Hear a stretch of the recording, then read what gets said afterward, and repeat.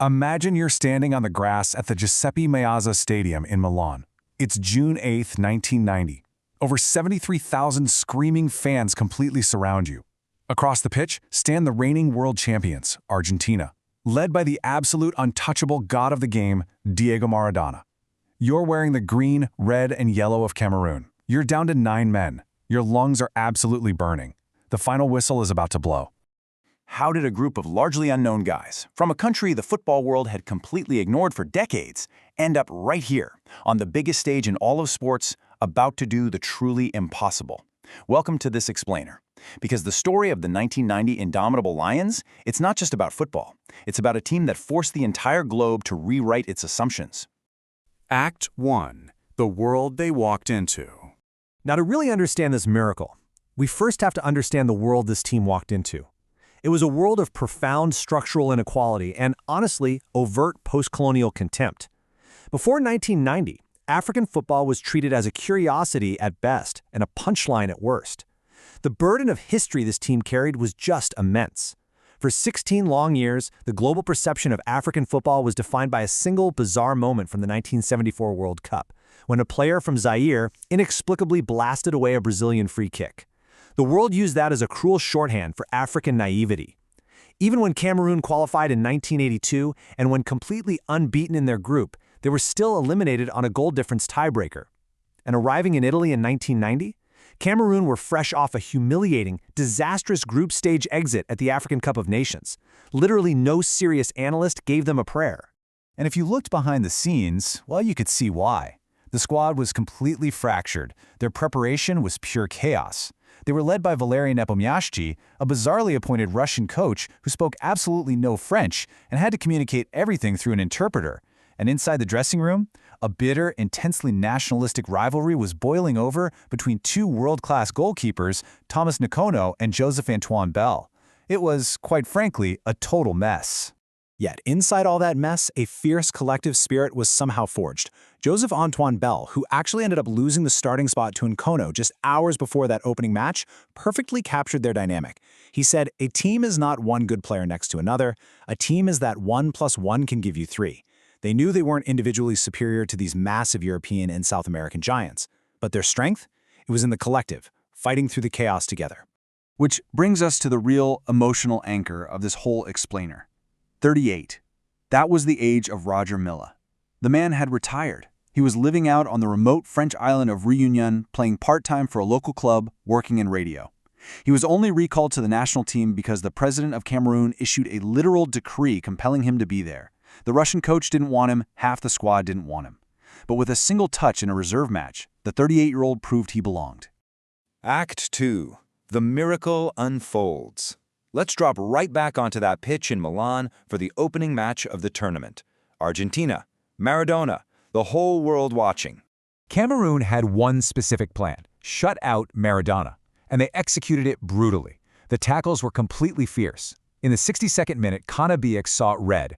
5 minutes later, Francois Oman Biek leaped impossibly high, heading the ball downward. The Argentina keeper fumbled it. 1-0 Cameroon. In the final minutes, Benjamin Mossing launched a flying tackle, a second red card, 9 men, a 1-0 lead against the reigning world champions, and they held. The final whistle blew, and the world quite literally shifted on its axis. Then came Romania, and coach Nepomniachtchi played an absolute tactical masterstroke. Knowing his 38-year-old striker couldn't last a full 90 minutes, he used Roger Milla as an impact substitute. Milla came off the bench and scored twice. But it wasn't just the goals that we remember, it was the celebration. He ran to the corner flag, placed one hand on his stomach, raised the other, and danced. It was this spontaneous explosion of joy that quite literally invented the modern goal celebration as we know it. So look at this. Cameroon had already done the impossible. They won Group B. But there's this incredible, almost bizarre historical footnote here. After resting their main players and losing heavily to the Soviet Union in a totally meaningless final game, Cameroon actually became the first team in World Cup history to win a group with a negative goal difference. It didn't matter, though. They were through to the knockouts. Which brought them to Naples. The round of 16 against Colombia. Extra time. And guess who? The 38-year-old Roger Milla had done his homework. He'd been studying videotapes of Colombia's eccentric roaming goalkeeper René Higuita. So when Higuita dawdled on the ball near the halfway line, Milla struck. He stole it, rolled it into the empty net, and secured Africa's first ever World Cup quarterfinal. The audacity of that moment was just breathtaking. And then the quarterfinal against England. This was it, one of the greatest, most devastating matches in football history. Step 1. In the 65th minute, Eugene Eke comes off the bench and scores a composed, clinical goal. Cameroon leads 2-1. They're just 25 minutes away from a World Cup semifinal. Step 2. With just 7 minutes left on the clock, heartbreak. Gary Lineker's brought down. He scores the penalty to equalize. Step 3. Deep into extra time, the 105th minute, another penalty. Lineker scores again. The dream ends. As England manager Bobby Robson later confessed, "At one time I thought we were on the plane home. It was a seesawing saga of a match. We pulled it out of the fire, and I don't really know how." Cameroon had pushed a global European powerhouse to the absolute brink, leaving everything they had out on the grass of Naples. Act 3. Why it matters. We have to pull back for a second and ask, beyond the goals, beyond the red cards, what did those 4 weeks in the Italian summer actually mean for the world? The legendary striker Samuel Eto'o summed it up perfectly. He said, "Milla set a whole continent on fire. It's a fire that still burns today." For 4 weeks, the Indomitable Lions gave an entire continent and first-generation immigrants all across Europe something pure to believe in. They proved that African football was absolutely not a punchline. It was a powerhouse. And you can see a direct chain of achievement here. After 1990, FIFA was literally forced to expand African allocations for the World Cup. European clubs entirely changed how they scouted the continent. A chain reaction began.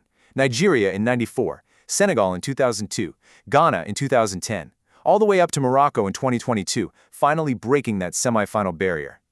Every single one of those teams traces their lineage directly back to the 1990 Lions. But the cross-cultural legacy? That's just beautiful. During that tournament, a young Italian boy was watching Thomas Nkono command the penalty area in his signature long black tracksuit bottoms. That boy decided right then and there that he wanted to become a goalkeeper.